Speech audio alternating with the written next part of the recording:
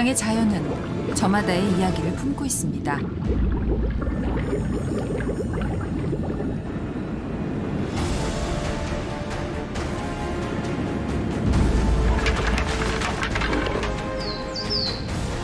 헤아릴 수 없는 삶의 나이테.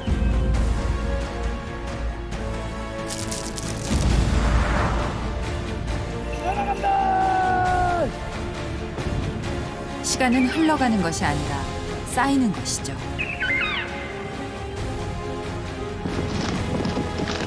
자연의 부름 앞에 모든 삶은 흔적을 남깁니다.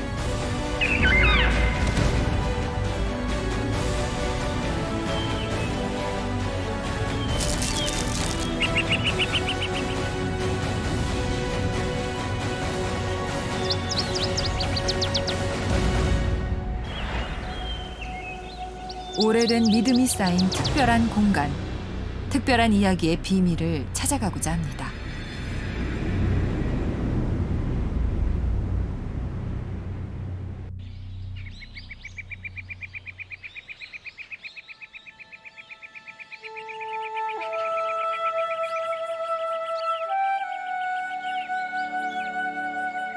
조선 500년의 역사 중 260년 동안 정궁이었던 창덕궁. 창덕궁 자락 낙선제엔 조선의 마지막을 살다 간 한 여인의 꿈이 있습니다.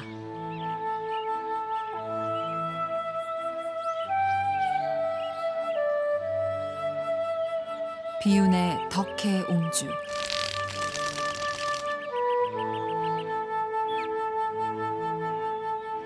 그녀는 고종의 고명딸로 대한제국으로 이어진 조선의 마지막 공주였습니다.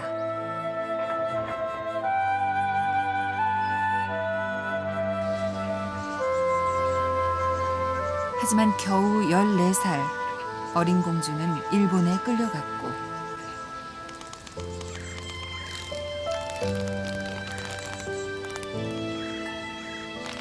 강제로 결혼해야 했으며 결국 정신병을 앓은 채 38년 만에야 이곳에 돌아올 수 있었죠.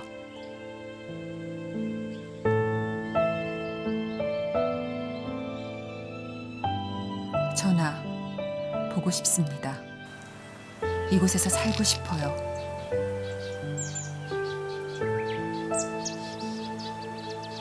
그것은 1989년 덕혜옹주가 남긴 마지막 말이었습니다.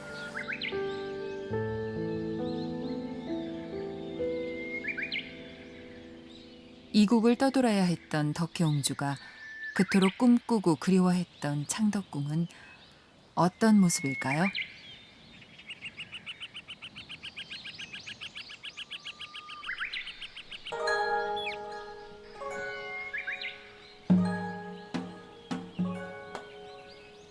창덕궁 뒤란엔 외부인의 출입이 엄격히 금지됐던 비밀의 정원이 있습니다.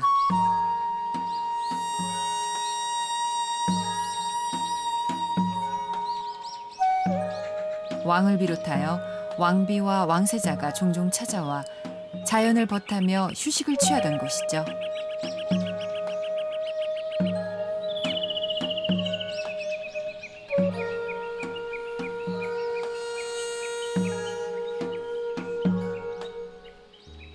(40여) 채에 달하는 건물 하나하나 작고 아름다워 마치 꿈속을 거니는 것 같은 풍경.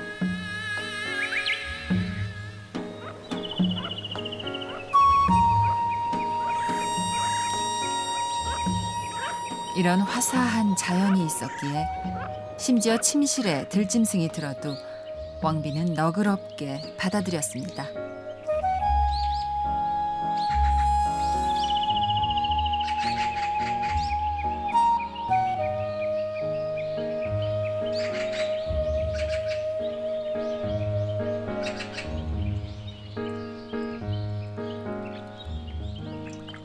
그래서 오늘날까지 가장 아름다운 한국의 자연정원으로 손꼽히는 창덕궁 후원.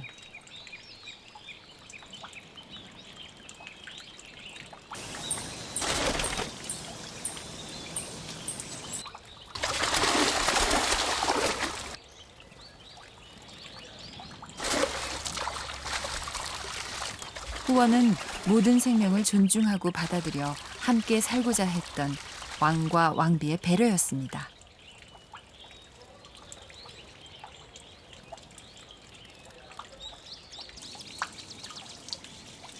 왕은 어필로 그 마음을 새겼고 하늘과 땅과 무생명을 하나의 몸으로 여겼죠.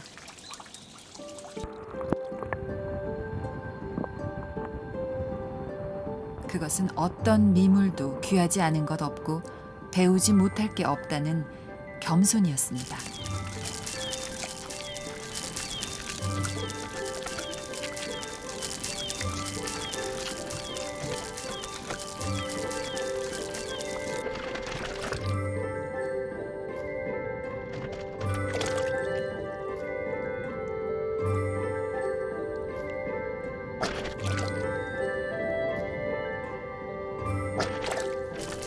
자연의 이치도 사람과 같아서 강자가 있으면 약자가 있고 약자는 살아남기 위해서 끊임없이 지혜를 발휘하죠.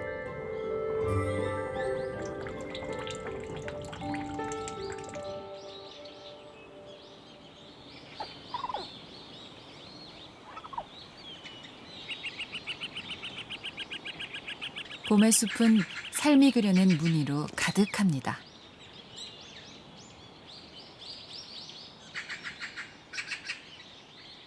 청설모는 이리저리 단풍나무를 옮겨다니며 마른 껍질로 허기진 배를 채우고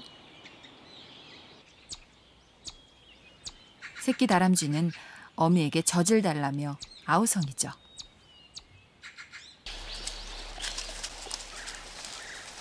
하지만 쉬 젖을 물리지 않고 나무를 옮겨다니며 새끼들을 유인하는 어미.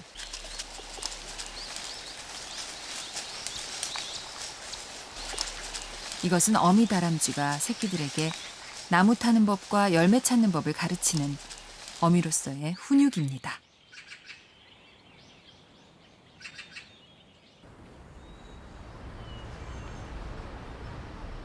궁궐의 삶도 다르지 않았습니다.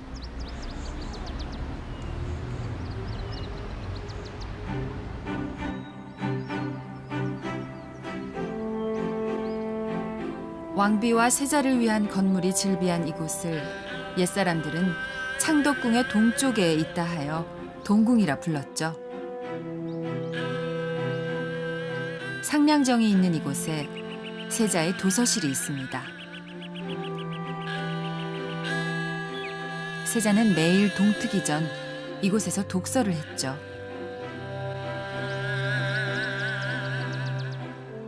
그리고 20명에 달하는 스승들로부터 잠들기 전까지 강도 높은 교육을 받았습니다.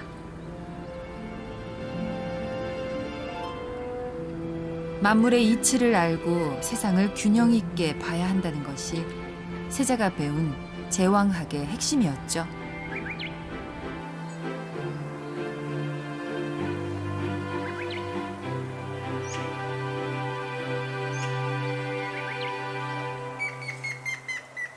주변엔 우람한 나무들을 심었습니다.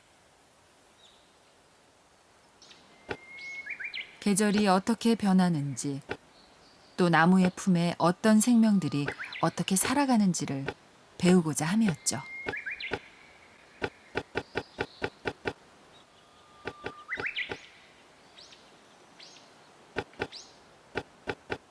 세자의 도서실을 가장 가까이서 지킨 나무는 배나무였습니다.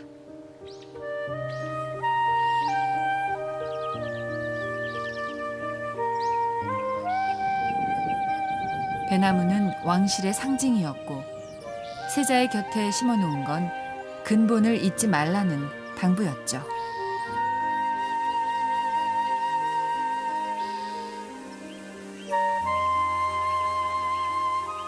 그렇게 세자의 글 읽는 소리를 들으며 살아왔을 400년 돌배나무.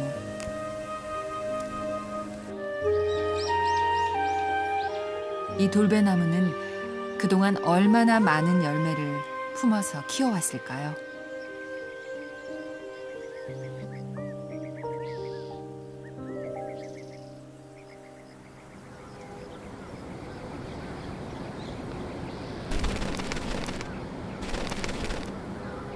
딱새 한 쌍이 돌배나무와 세자의 도서실이었던 승화로 밑을 번갈아 부지런히 오갑니다.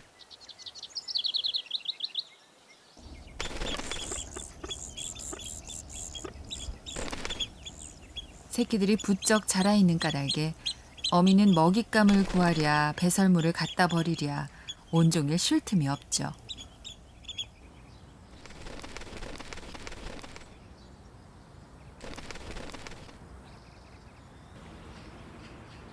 그러나 어미는 언제까지고 마냥 품에 끼고 살 수 없다는 걸 잘 알고 있습니다.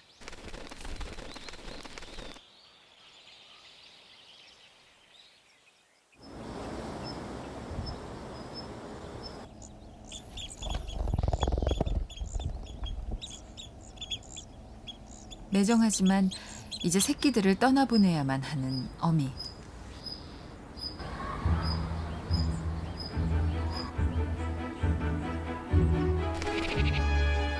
어미의 독촉에 드디어 새끼들이 용기를 냅니다.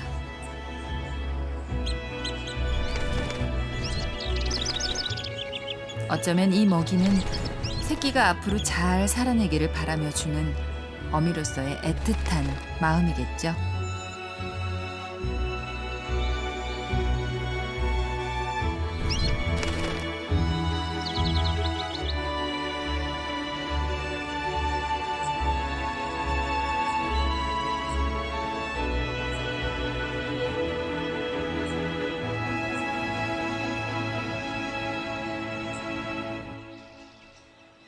학업을 마치고 창덕궁의 주인이 된다는 건 왕이 됐음을 의미합니다. 이런 과정을 거친 조선의 왕은 모두 27.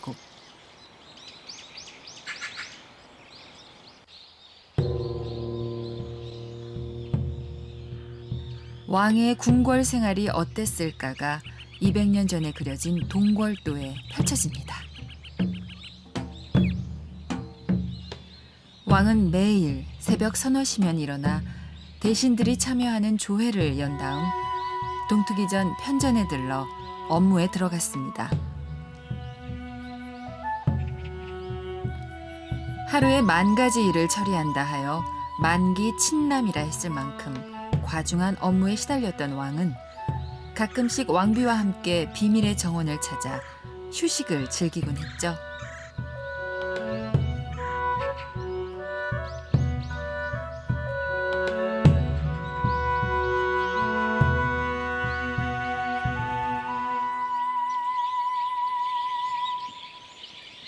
이곳에 왕비를 기억하는 한 그루의 나무가 있습니다. 400년 수령의 뽕나무. 이 오래된 뽕나무는 과거 왕이 왕비를 위해 직접 심도록 명하여 오늘에 이르렀죠.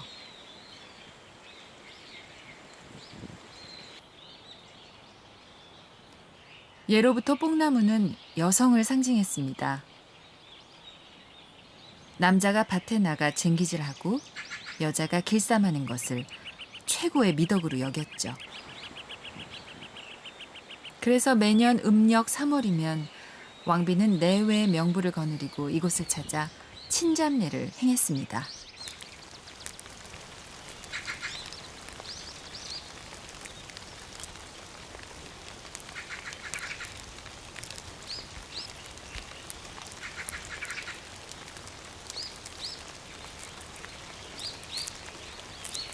예로부터 누에치기는 농사와 함께 나라의 근본을 이루는 것이라 하여 농상이라 했습니다. 그만큼 누에치기가 중요했기에 왕비가 친잡례를 행해 모든 여성들에게 모범을 보였던 것이죠.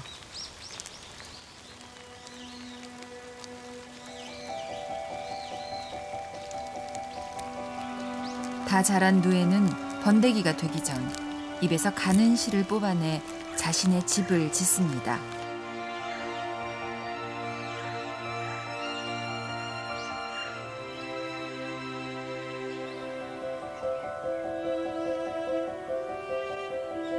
그리하여 사흘에 걸쳐 쉬지 않고 누에가 짓는 집을 고치라 하죠.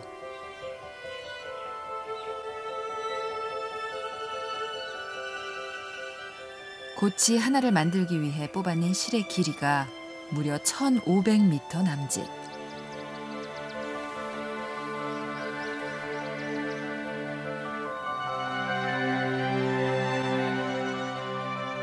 이것이 바로 비단의 재료인 명주실입니다.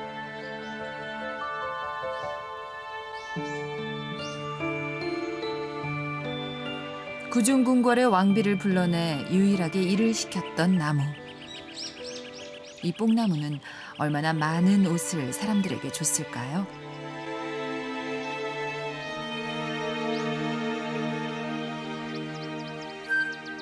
(700년) 수령의 이 향나무는 얼마나 많은 제단의 향불로 타올랐으며 숲에 사는 허리 부러진 이 느티나무는 또 얼마나 많은 새를 품어 키워냈을까요?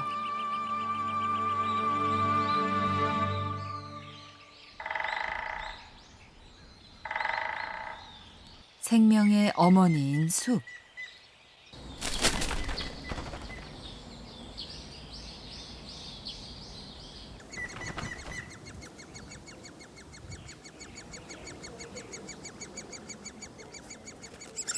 오색 딱따구리가 큼지막한 단풍나무 줄기에 둥지를 마련했습니다.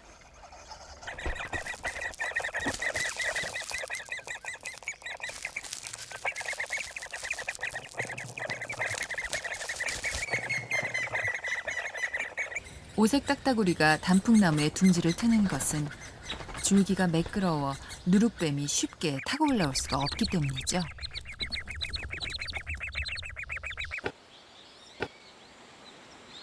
새끼들의 먹잇감을 찾기 위해 온종일 썩은 나무 둥치를 쪼아야 하는 어미.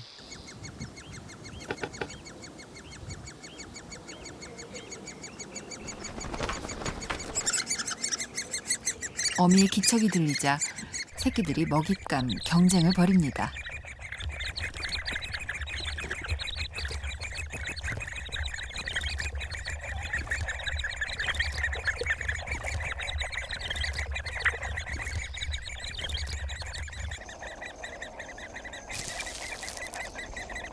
어미는 가장 입을 크게 벌리며 달려드는 녀석에게 먼저 먹이를 주죠. 새끼를 강하게 키우려는 어미의 본능입니다.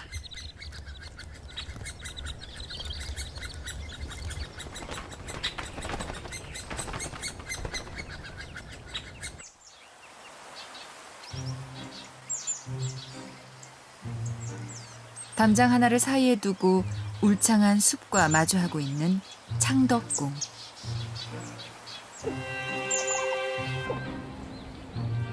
그 창덕궁 용마루 위에 앉은 다람쥐 가족.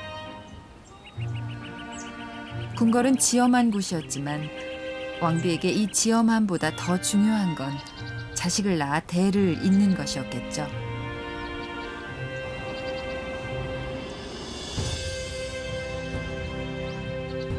이처럼 자식 낳는 것을 숙명으로 받아들이고 훈육까지 책임져야만 했던 왕비.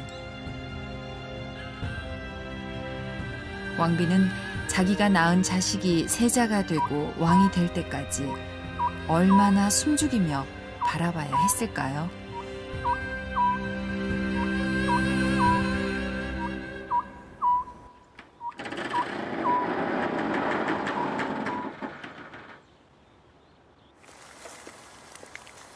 깊은 밤, 비밀의 정원으로 가는 문이 열렸습니다.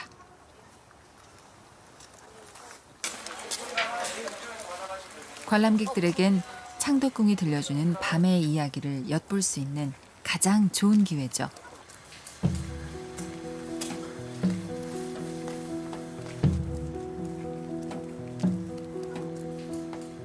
아무리 지체 높은 대신이라도 감히 숨조차 크게 내쉬지 못했을 인정전의 뜰.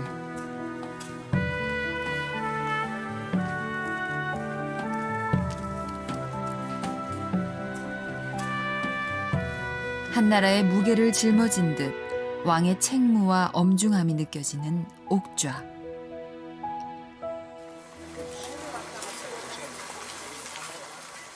그리고 만기 친남에 지친 왕이 잠시 왕관의 무게를 내려놓고 걸었을 고요한 숲.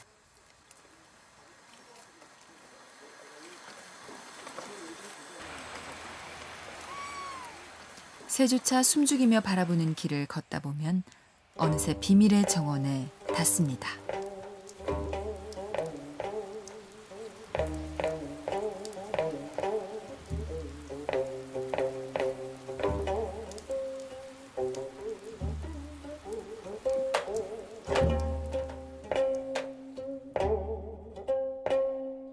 오로지 왕과 왕비만을 위해 만들어진 정원.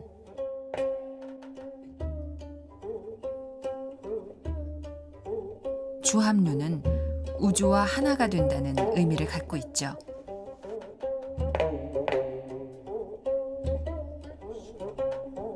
모든 별들이 북극성을 중심으로 돌듯이 왕을 중심으로 세상이 돌아간다고 믿었죠. 그래서 왕은 물론 왕제를 생산해야 하는 왕비의 책임은 너무나 막중했습니다.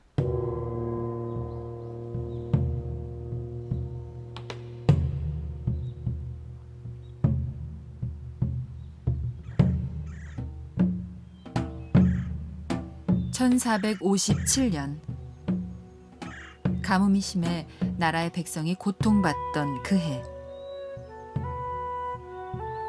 세조는 편전의 신하들을 모아놓고 신숙주와 정인지에게 이렇게 말합니다. 사람이 모르는 것을 미물이 먼저 아는 것도 있다.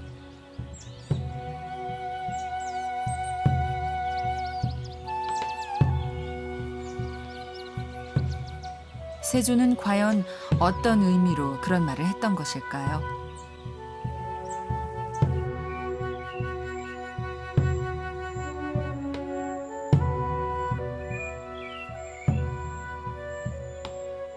여름이 다가오자 경쟁에서 낙오한 열매들이 생깁니다.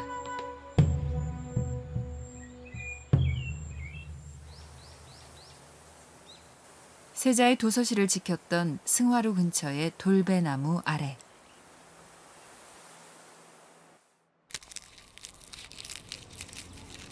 공주개미와 수개미들이 혼인 비행을 위해 굴 밖으로 나옵니다.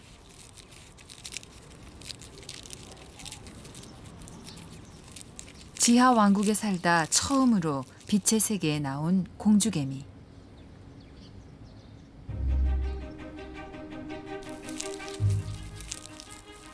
공주개미가 필사적으로 높은 곳을 향하는 것은 멀리 날기 위한 도움닫기입니다.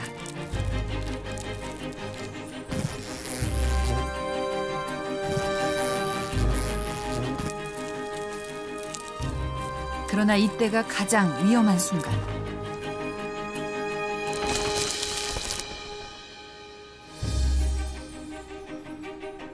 태어나자마자 평생 일개미의 시중만을 받고 자랐던 공주개미는 오로지 이 한 번의 비행을 위해 날개를 가졌죠.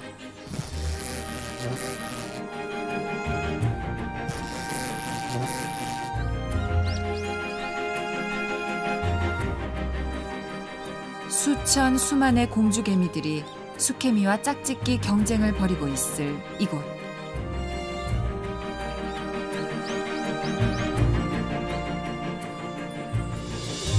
그렇게 엄청난 경쟁을 뚫고 사선을 넘어왔다 해도 안심하긴 이릅니다.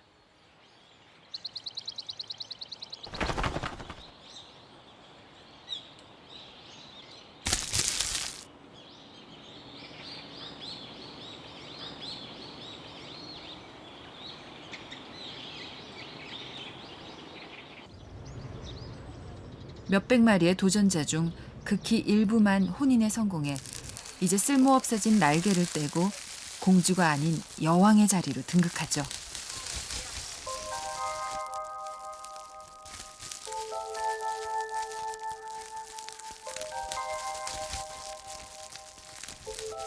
그러나 여왕개미는 고독이란 숙명을 받아들여야 합니다.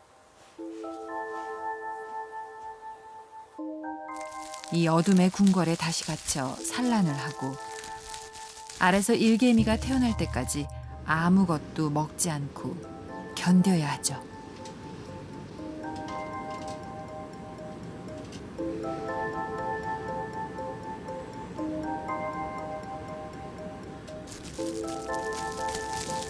우리에겐 작고 흔한 개미로 보이지만 이처럼 여왕개미에게 작은 알 하나는 자신의 목숨을 걸고 얻어낸 너무나 절박한 존재죠.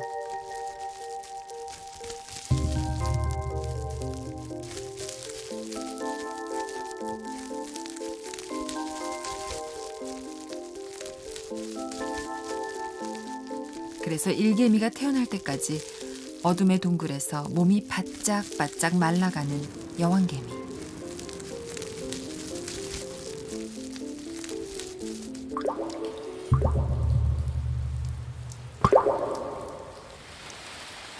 세조는 이런 개미의 움직임까지 눈여겨봤던 것입니다. 내가 떼지어 있는 개미를 봤는데 과연 비가 왔다.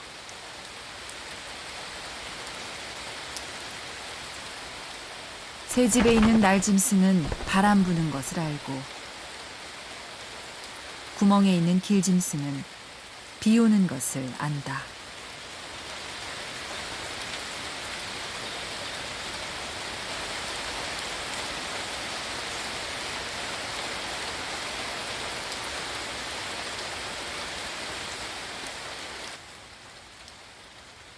비 내리는 것을 보고 왕이 기뻐하며 지었다는 후원의 희우정.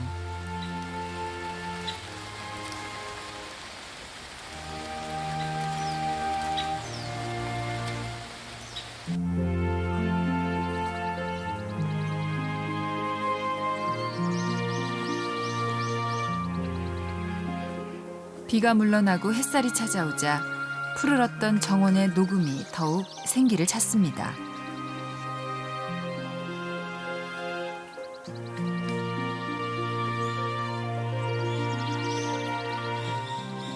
구중궁궐을 벗어나 생명의 일렁임이 가득한 이 비밀의 정원을 걸을 때 왕비는 무슨 생각을 했을까요?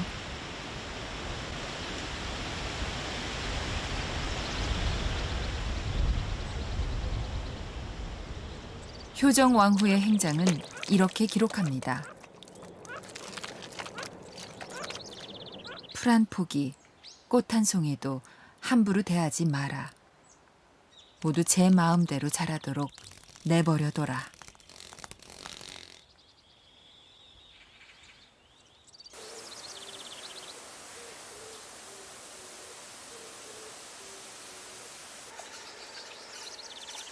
왕비가 친잡내를 행했던 뽕나무는 올해도 어김없이 탐스런 오디를 달았습니다.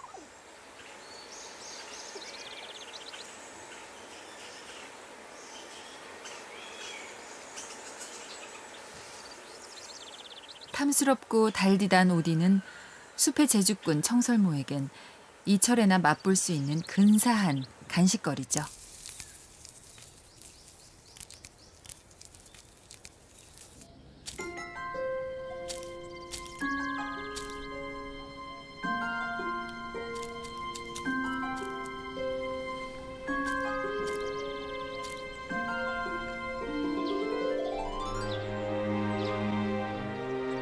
한 그루의 나무는 이렇듯 때로 놀라울 만큼 크고 아름다운 기적을 만들어냅니다.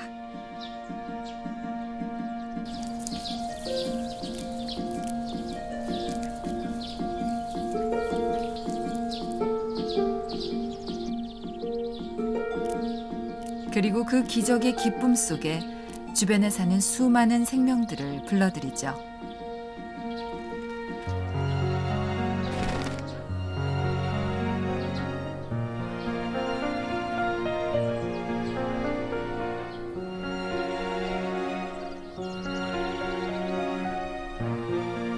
바람 속에 섞여 있는 달콤한 오디향에 이끌려 이곳까지 찾아온 너구리.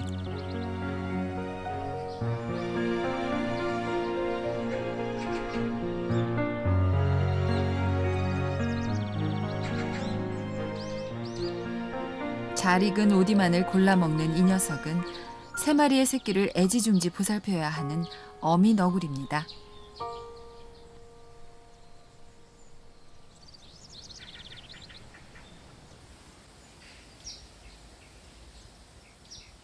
수컷이 종종 멀리까지 먹잇감 사냥을 나가면 암컷은 이렇듯 새끼들과 함께 시간을 보내며 보호자로 살아가죠.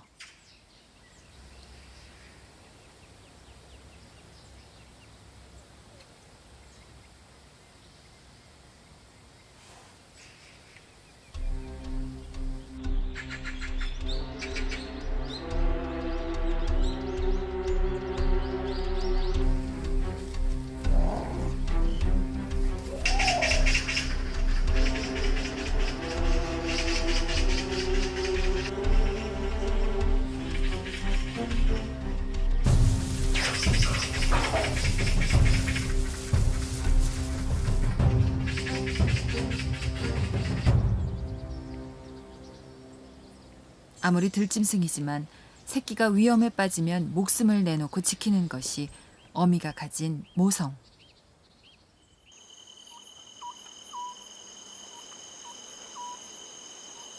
성종실록은 모성을 이렇게 기록합니다. 하물며 새, 짐승 같은 미물도 그 자식을 사랑할 줄 모르는 것이 없으니 이것이 자연의 이치다.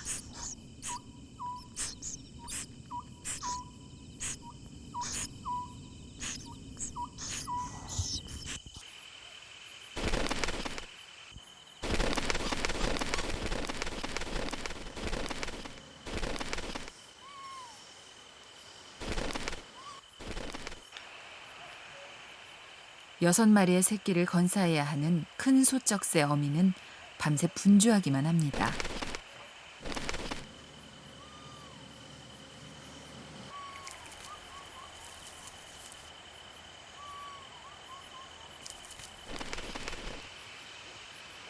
이는 부화한 새끼들이 둥지를 떠날 때까지 20일 동안 매일 반복되는 일상이죠.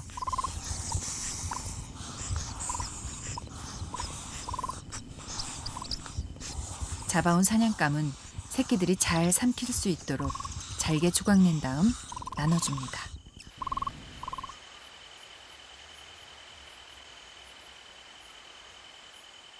새끼들에게만큼은 애틋하게 작동되는 모성의 힘. 이것이 비밀의 정원에 남아있는 살아있는 본능입니다.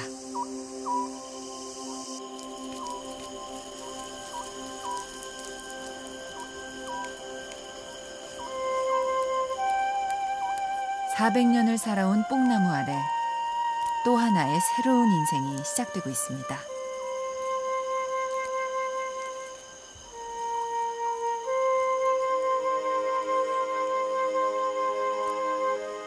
뽕나무 뿌리에 의지해 오로지 이날만을 위한 인고의 시간을 견뎌왔을 매미.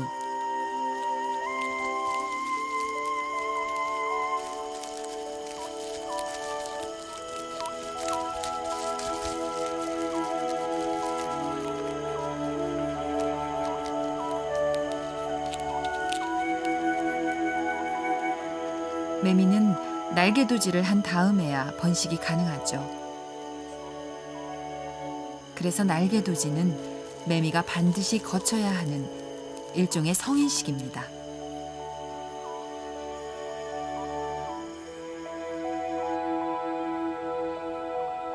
단 일주일을 살기 위해 견뎌냈던 7년의 시간.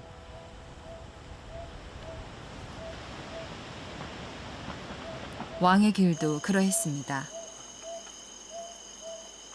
숙종의 아들이었지만 무술이 출신 어머니를 돕기에 매번 독살설에 시달렸던 영조는 누구보다 생명의 소중함을 강조했죠.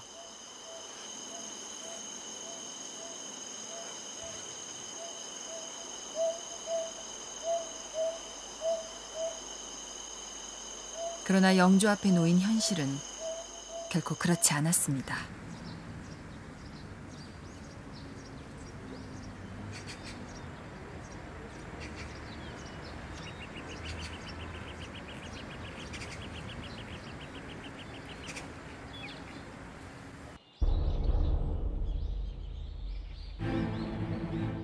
1762년 음력으로 5월 14일.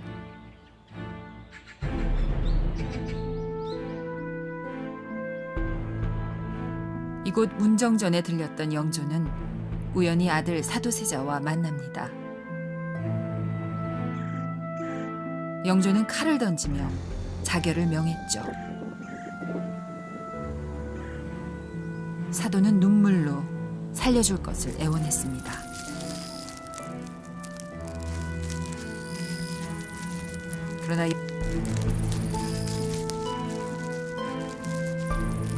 그러나 영조는 사도를 뒤주에 가둔 다음 직접 못을 박았죠.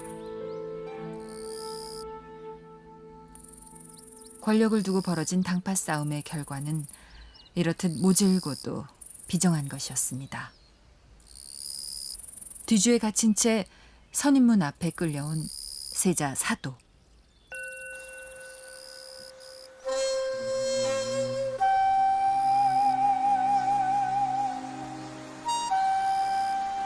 울부짖는 사도의 곁을 지킨 건 오직 이 회화나무 뿐이었습니다. 그래서 이 회화나무가 애간장 끓듯 틀어졌다고 전해지죠.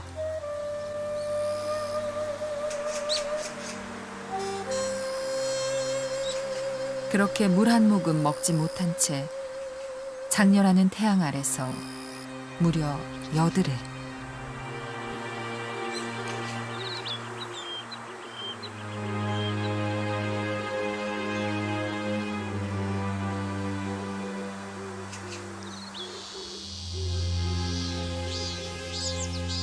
결국 사도세자는 비참한 최후를 맞고 말았습니다.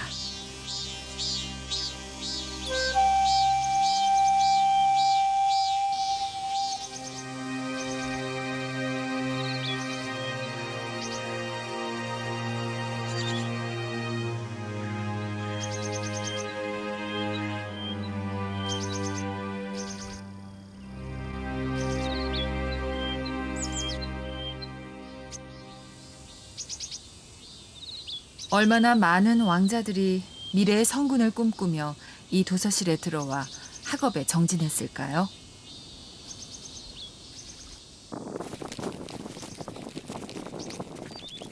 세자의 도서실이었던 승화로 아래에 있는 여왕개미의 왕국.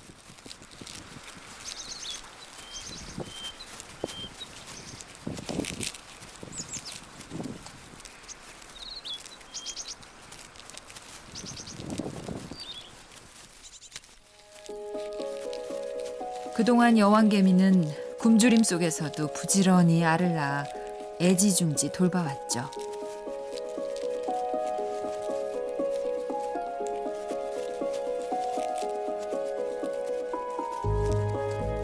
알은 시간이 지나면서 애벌레가 되고 애벌레는 스스로 고치를 만듭니다.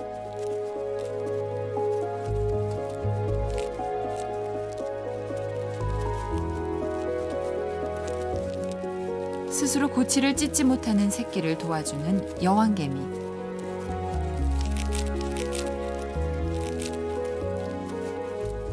마침내 일개미 1호가 탄생합니다.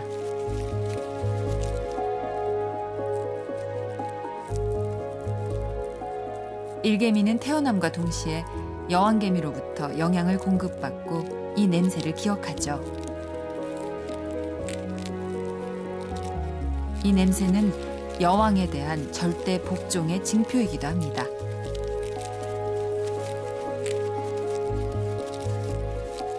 이제 일개미 1호는 여왕개미를 대신해 앞으로 태어날 동생들을 책임지고 돌봐야 하는 임무를 부여받죠.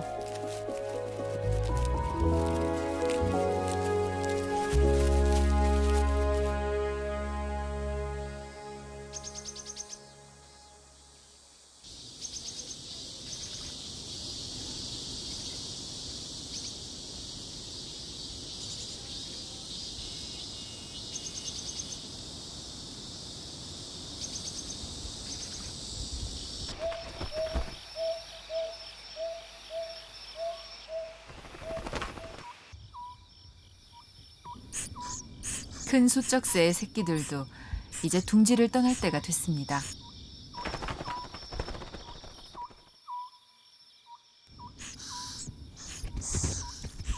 그동안 어미는 오로지 이 새끼들만을 위해 살아왔죠.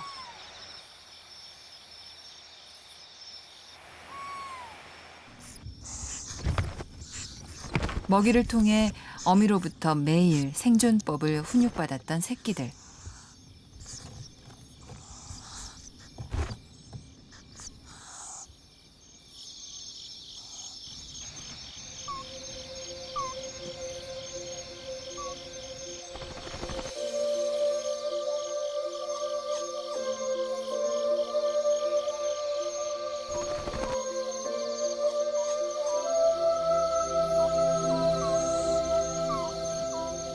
이제 새끼들은 어둠을 볼 수 있는 눈과 날카로운 발톱, 어미가 매달아준 날개로 스스로 사냥하며 숲에서 살아갈 것입니다.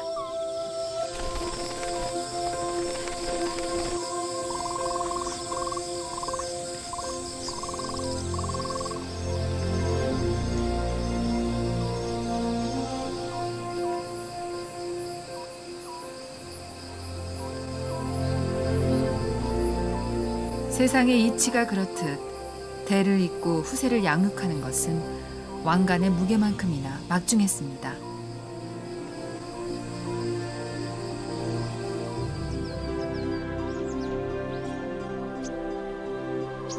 모든 생명은 자신의 역할을 충분히 해냈을 때 스스로 아름다워집니다.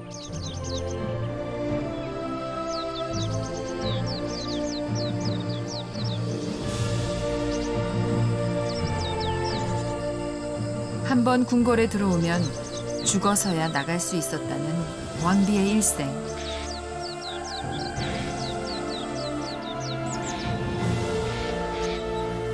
그것이 국모의 생애이자 화려함 뒤에 감춰진 왕비의 간절한 모성이죠.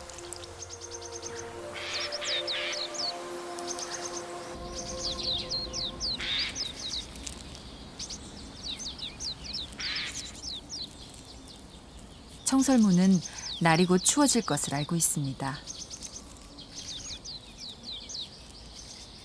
그러자면 미리미리 겨울 양식을 준비해둬야 하죠.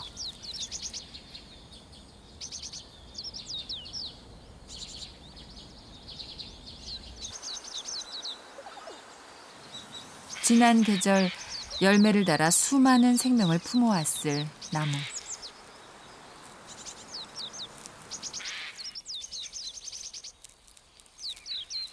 가을이 되고 낙엽이 떨어지면 나무 위의 새들도 먹이를 찾아 땅으로 내려옵니다.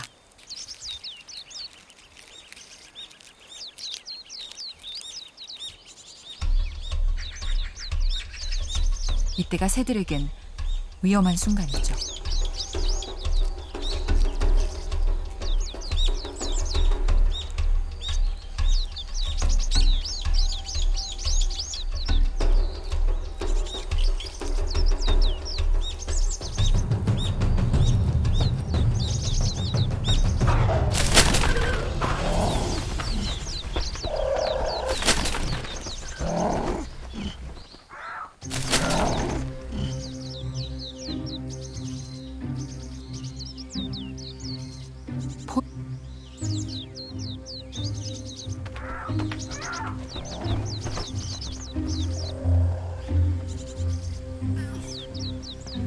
포식자의 힘과 약자의 두려움.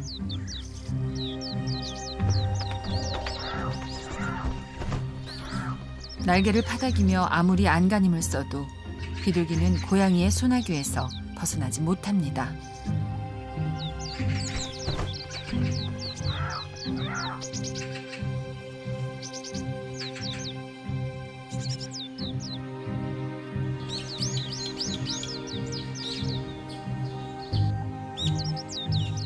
이렇듯 평화로워 보이지만 늘 강자와 약자가 공존하는 냉혹한 숲의 세계. 궁궐의 역사도 이와 다르지 않습니다.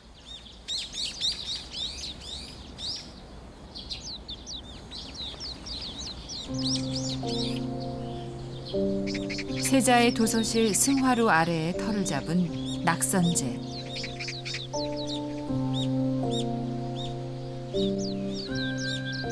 낙선제는 헌종이 아내와 할머니를 위해 지었던 집입니다.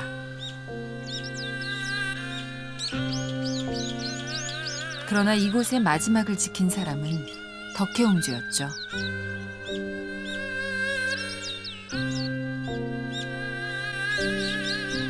고종이 환갑을 넘어서야 얻었던 덕혜옹주. 그러나 망국의 서름을 아는 채 일본에 끌려가 강제 결혼했고 쉰이 넘어서야 이곳에 돌아왔습니다.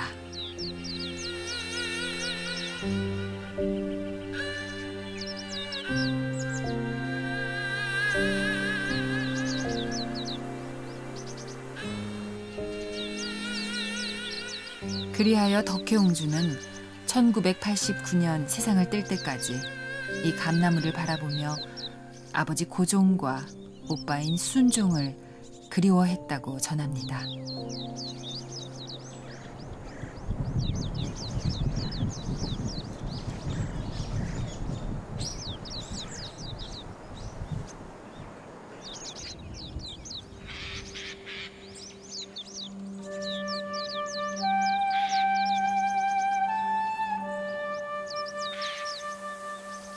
지금도 승화루에서 또박또박 그립던 세자의 목소리를 기억하고 있을 돌배나무.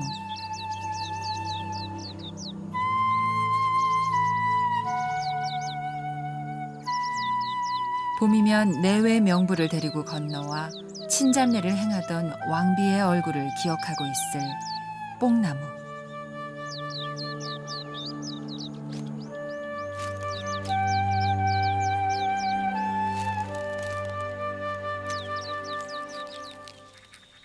오랜 세월이 흘렀지만 이 나무들은 여전히 제자리에서 제 일을 하고 있습니다.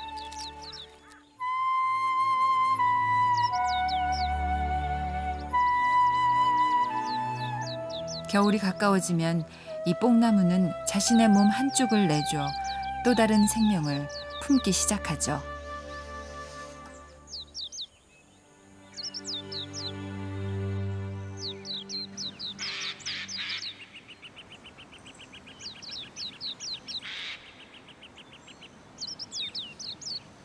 천만이 넘는 사람이 살아가는 도시 복판에 이토록 너른 품의 숲과 궁궐이 함께 있는 건 매우 드문 일입니다.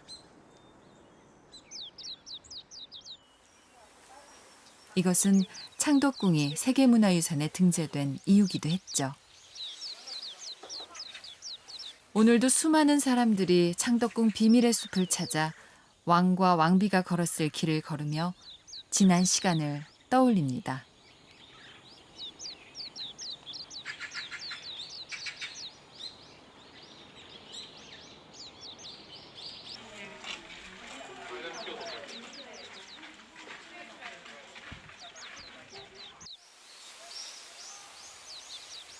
효명세자가 아버지인 순조를 위해 건립했다는 연경당.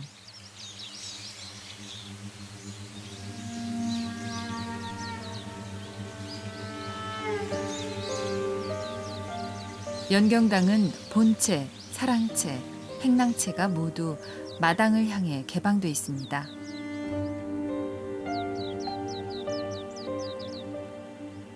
백성들의 공연을 보고 싶었고 자연을 불러들이고 싶었던 왕의 마음 때문이었죠.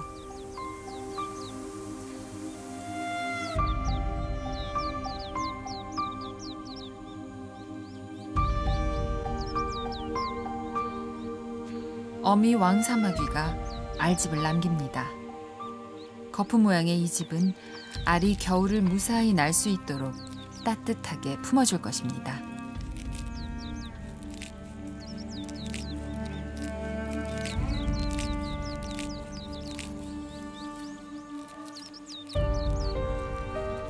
필사적으로 벽을 붙잡고 자신의 임무를 끝마친 어미 왕사마귀.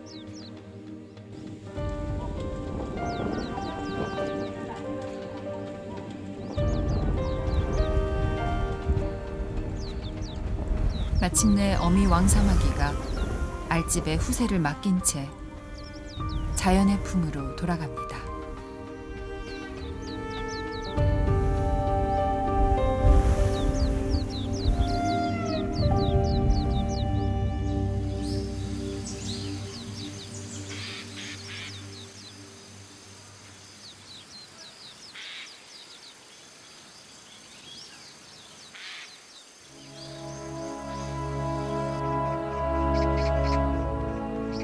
자연은 늘 서로를 품고 품을 때 아름다워집니다.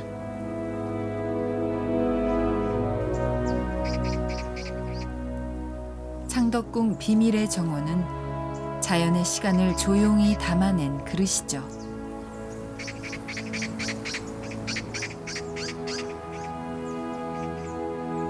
역사란 과거를 보는 창이지만 지금의 우리를 보는 거울이기도 합니다.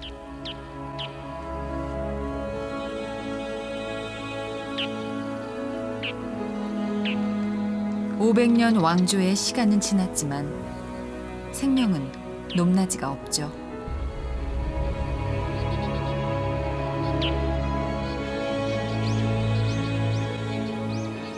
창덕궁은 모성의 힘이 만들어낸 시간의 숲입니다.